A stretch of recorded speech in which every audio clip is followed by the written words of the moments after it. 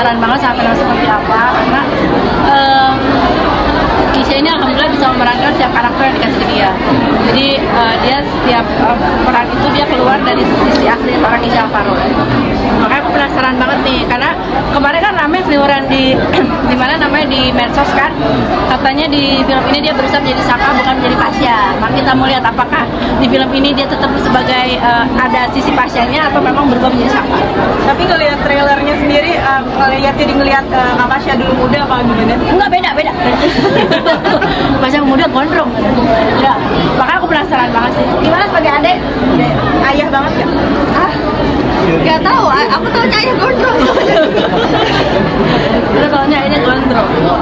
Tapi mesti kayak kebanggaan yang seperti apa sih yang seorang ibu melihat kesuksesan anaknya? Kalau bangga ya nggak bisa diucapin lah ya, maksudnya alhamdulillah gitu. Kisha ini kan acting bukan baru setahun 2 tahun dan memang dia dari kecil, dari umur 6 tahun dia udah mandiri, udah acting dan ya bangga pastilah gitu. Ternyata prosesnya ya luar biasa sih gitu. Karena mungkin untuk menjadi acting itu kan nggak kelihatan gampang tapi nggak gampang, apa yang kita memerankan yang memang keluar dari karakter keseharian kita gitu dan alhamdulillah manusia tuh selalu bisa untuk untuk keluar dari diri dia sendiri sih. Kisha kan bisa dibilang filmnya juga udah banyak ya, tiap nerima project, nerima project, diskusi dulu nggak sama bunda? Dia selalu, kalau Kisha nih tipe anak yang apa-apa dia nanya dulu sama aku, Bun ini ada project ini nih gimana gitu. Dan nah Kisha ini boleh dibilang dia itu selalu dia selalu dia kalau untuk satu peran tuh memang dia dalamin dulu, kayak ini kan memang dia adaptasi dari novel, dia baca novelnya semua, dia baca, dia pelajarin karakter seperti apa gitu. Jadi berarti investigasi dulu lah. Mungkin pernah nggak sih ada project yang nggak di-approve sama bundanya? Ada. Karena apa tuh? Enggak, karena kalau dibaca jalan ceritanya aku bisa lebih lihat cerita aja. Jadi setiap ada sinopsis itu kita baca bareng, terus karakternya seperti apa gitu. Itu selalu sih aku. Dia juga selalu diskusi sih. Dan Kisha ini tipe anak yang setiap apapun itu pasti dia telepon aku. Tadi aku habis adegan ini berat banget. Jadi sama anaknya juga curhatan mulu ke anaknya. Jadi ya alhamdulillah sih, maksudnya ini film ini salah satu belum ya nonton. Ini salah satu film yang memang kita tunggu-tunggu. Alhamdulillah kan di bulan Mei ini juga bisa ada 2 film yang bakal tayang. Tapi banyak juga dari suaranya Kisha katanya serempet suaranya ayahnya mirip. Sebenarnya bukannya serempet ya, sebenarnya sakit itu betul. Itu full, bukan serempet lagi sih, itu emang suara ayah. Dia tuh ya gimana ya, emang nggak anaknya gimana ya, genetiknya gitu, jadi memang ya sama semua, sebenarnya nggak cuma suara sih. Kalau misalnya bareng Kisha seharian tuh bakal tahu ini bapaknya banget, dari gayanya dia, dari cara bercandanya, cara ngomongnya gitu. Sama nggak? Iya, sama ayah. Udah melihat kesuksesan Kisha juga dari usia muda, maksudnya sudah mulai memberikan karya dan sukses lah dibilang. Berapa? Wah, kalau misalnya yang pasti ya aku bilang bangga gitu. Ini karena Kisha kan memang yang bilang tadi acting itu bukan baru, dan memang setiap proyek yang dia kerjakan dia bisa lakuin memang dengan sepenuh hati dia bisa jalanin benar-benar. Jadi Kisha itu memerankan sesuatu bukan karena uang, tapi memang karena hati dia. Uang pastilah namanya orang bekerja, cuma tidak ini. Ada beberapa proyek kemarin yang memang tawarannya besar, tapi tidak sesuai dengan karakternya, dia nggak mau ambil. Dan memang dia apapun yang bangun dari Kisha, dia melakukan memang dari hati, memang pakai hati. Mungkin apa sih yang Mas melihat proses dari Kisha kecil sampai Kisha sekarang, perubahan besarnya apa sih yang banyak dari Kisha sendiri? Perubahan besarnya ya actingnya, kalau dari segi acting ya tambah matang lah ya, tambah bagus, tambah keren sih. Dan semua itu kan memang dia nggak pernah sekolah acting juga, nggak pernah aku ngajarin juga gitu.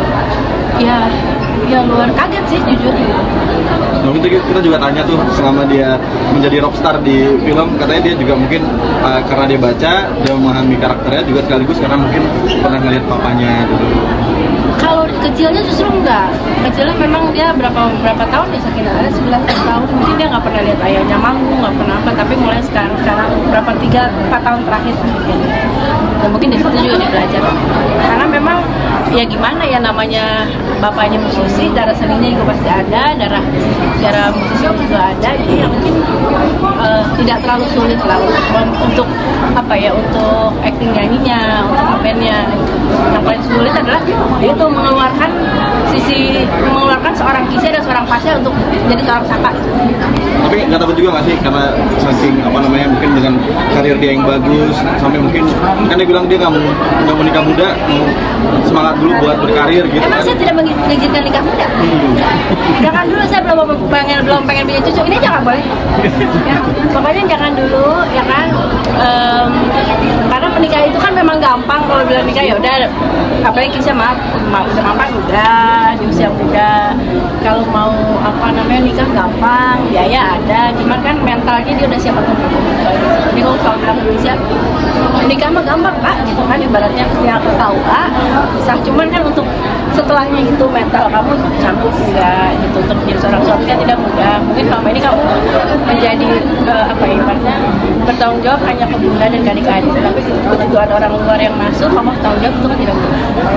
Tapi Bun, ketika Kisha Ada yang tanya dong ya, Adiknya. kasian nih adiknya ya, ketika Kisha sendiri menjalin hubungan kan, dia juga udah beberapa kali mengenalkan perempuan ya. Bunda sendiri apa ya, mendukung atau jangan deh Kak gitu.